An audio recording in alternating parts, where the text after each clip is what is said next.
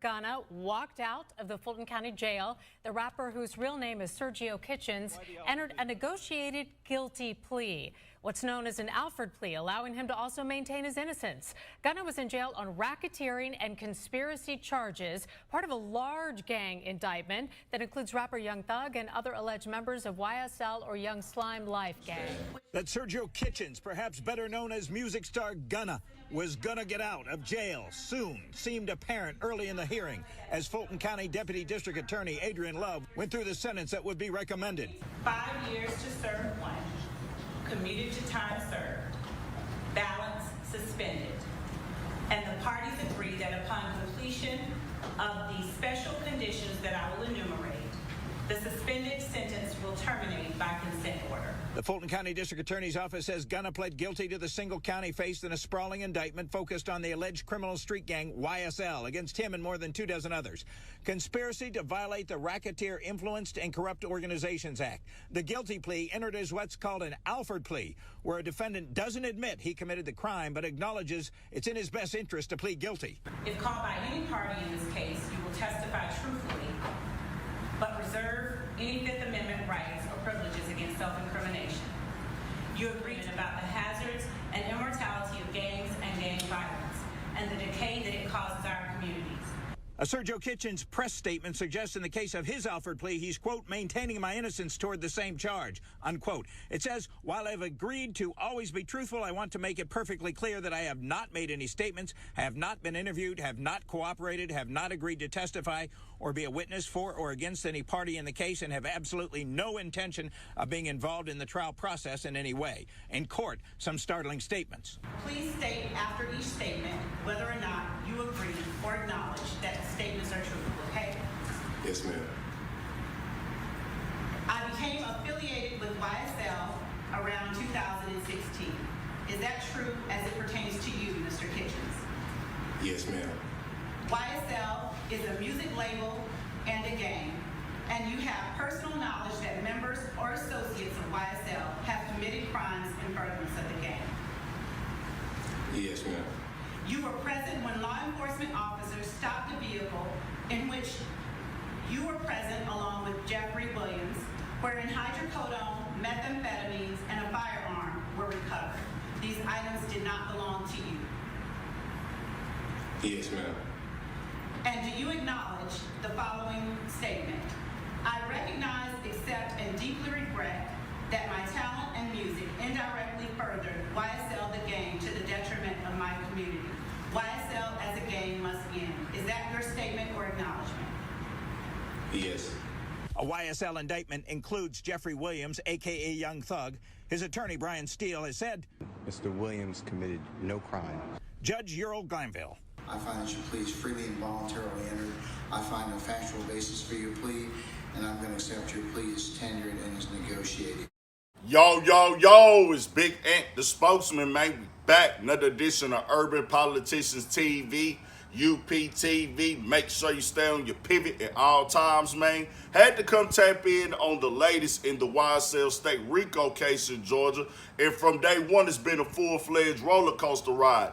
Even to the point now, you've got corporate entities coming in and dropping documentaries on the case with Gunna, Young Thug, and everybody involved before the case is even ended at this point. And I'm adding links in the description from WSB TV where you see Gunna in court with the plea deal. And I put that in here because now that conversation has come up again.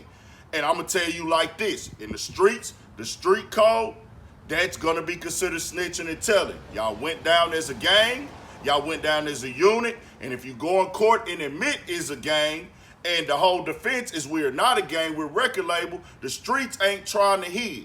And that's just how they going to play the game. Now, in the courtroom, Gunna's defense and his team is maintained. He's not corroborating. He's not telling. They have said multiple times that this cannot be used against anybody else.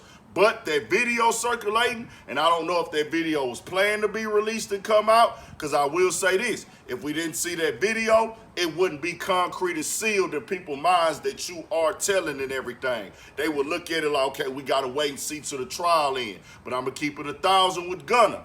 Because of that video, you're going to have to actually wait till the trial ends to clear your name on this situation.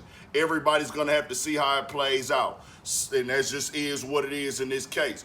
But the complaint today is from Lawyers Defense Team again, a writer out of Atlanta, and she has wrote for the biggest publications. She's an established writer and editor and journalist and all that. She did a write-up for OK Player and spoke on the case, and after it was released, Gunna's team came out and responded to that, so she went on ahead and did the proper just due in journalism and put that out there and said this. Full statement from Attorney Sado. Transparency. I, of course, reached out when I was reporting this story. They initially declined to comment out of concern that it wouldn't help quiet the snitching rumors, which were trending a lot online in January. Comment on article from Gunna's co-lead defense counsel, Steve Sado.